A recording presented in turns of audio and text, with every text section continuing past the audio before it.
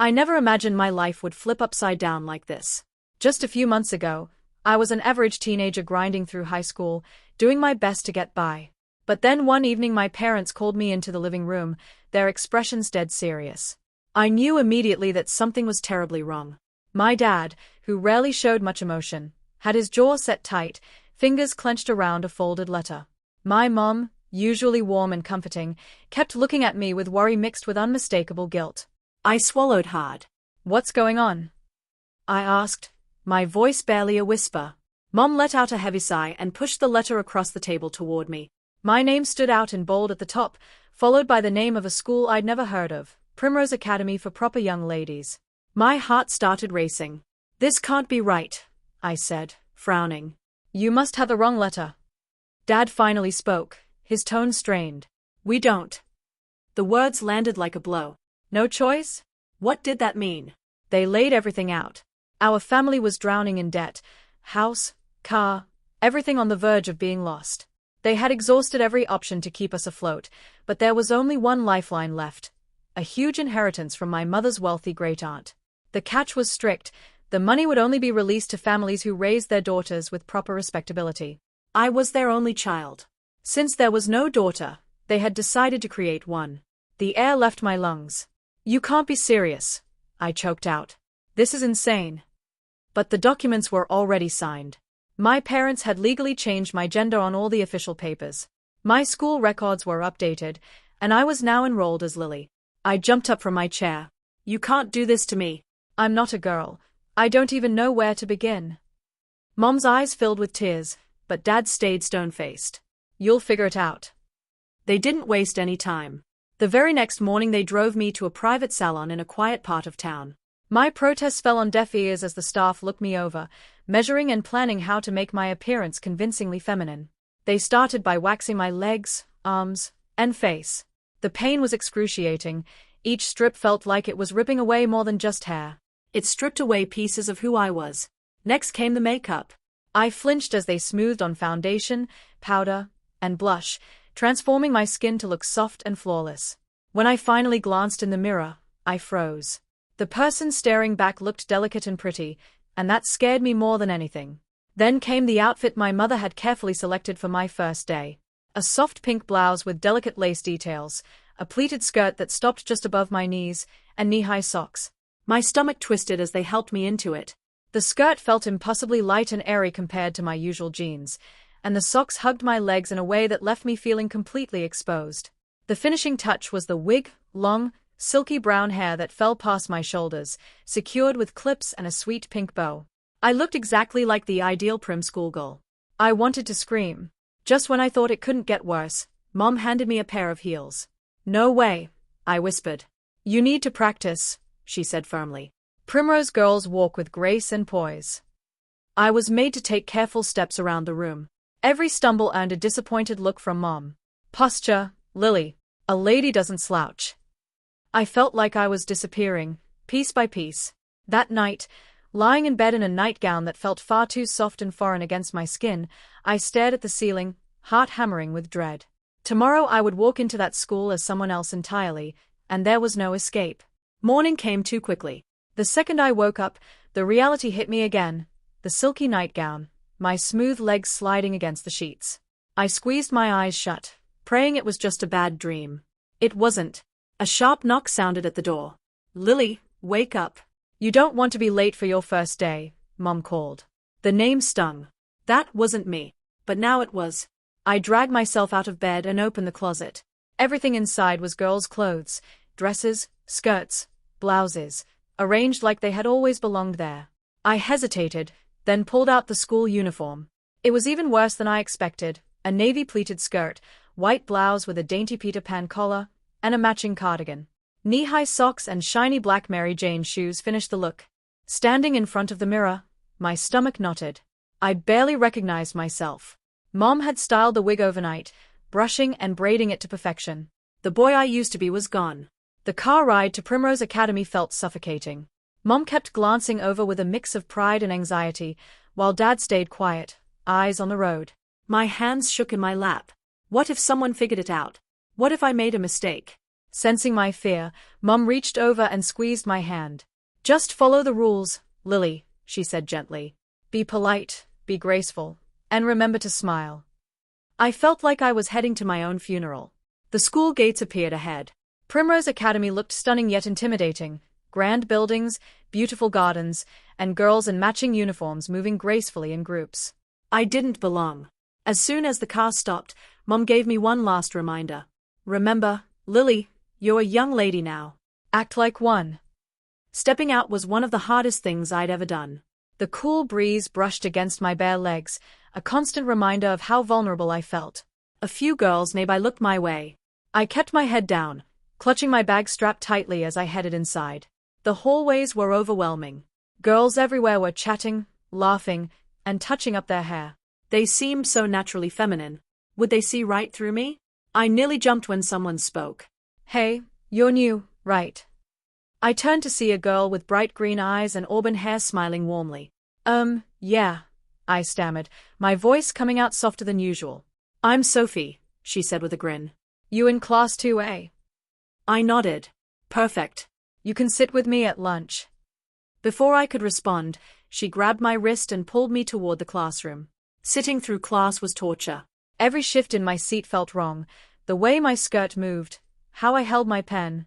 Lily, the teacher called. I flinched before realizing she meant me. Yes, I answered quietly. She gave an approving nod. Welcome to Primrose Academy. I hope you'll embrace our values of grace and elegance. Sophie smiled at me, completely unaware I was an imposter.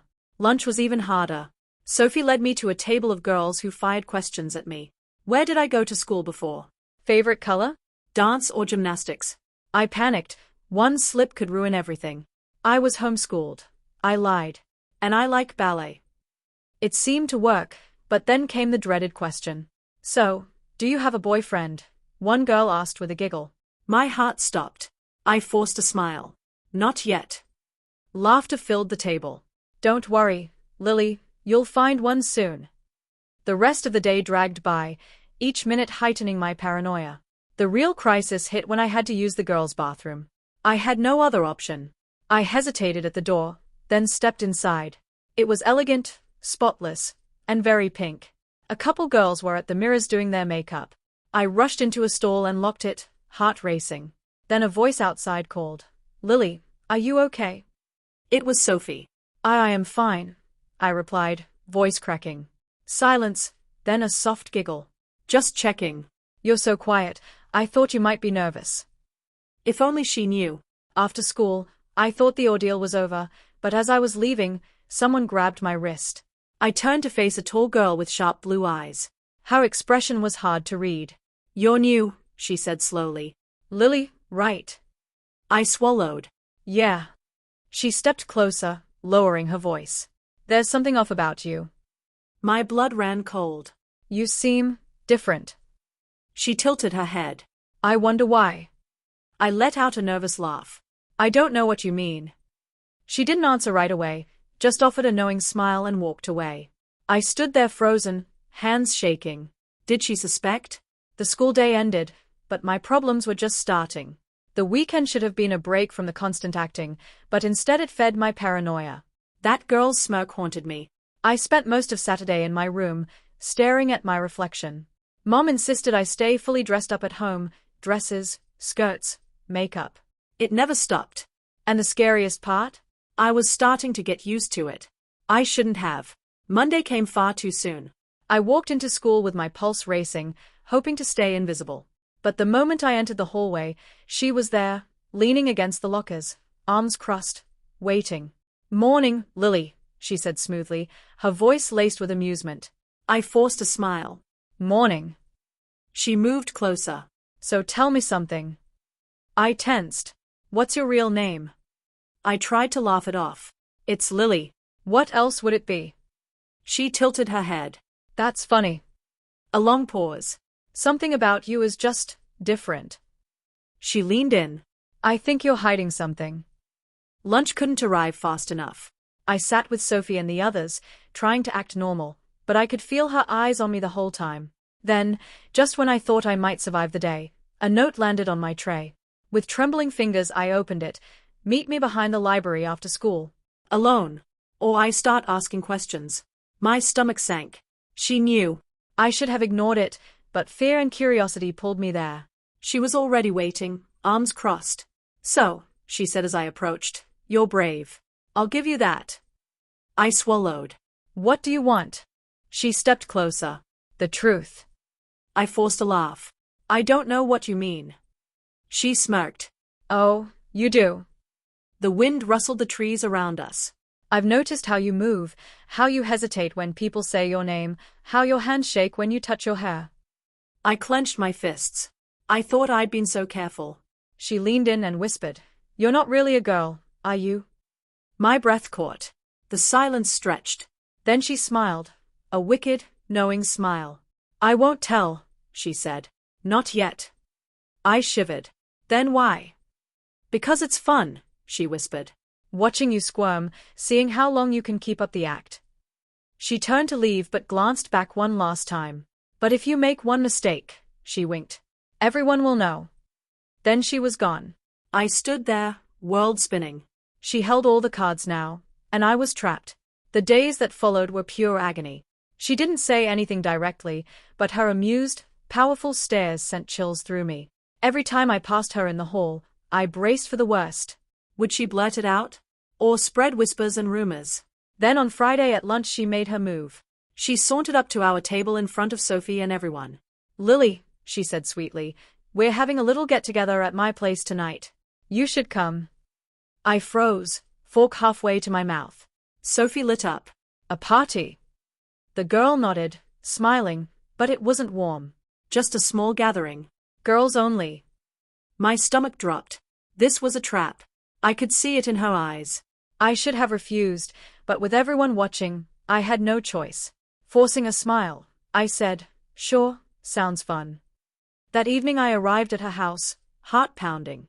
The moment I stepped inside, I knew something was wrong. The room was too perfectly set up, soft music, flickering candles, and in the center, a full makeover station with curling irons, brushes, makeup, and dresses. She turned to me with a big smile. I hope you don't mind. We thought it'd be fun to have a makeover night. I forced a laugh. Oh, sure. Sophie beamed. Yes, Lily, you have to go first. I couldn't refuse with all eyes on me. I sat in the chair and let them work their magic. They curled my hair, painted my lips, and slipped me into the most feminine dress they could find. When they finished, she handed me a mirror. Look at you, she whispered. I stared at my reflection. I had never looked more convincingly feminine. I should have felt relief that they weren't exposing me, but then she pulled out her phone. Before I could react, the flash went off. Click. My heart stopped. Now, Lily, she said, I think we should have a little talk.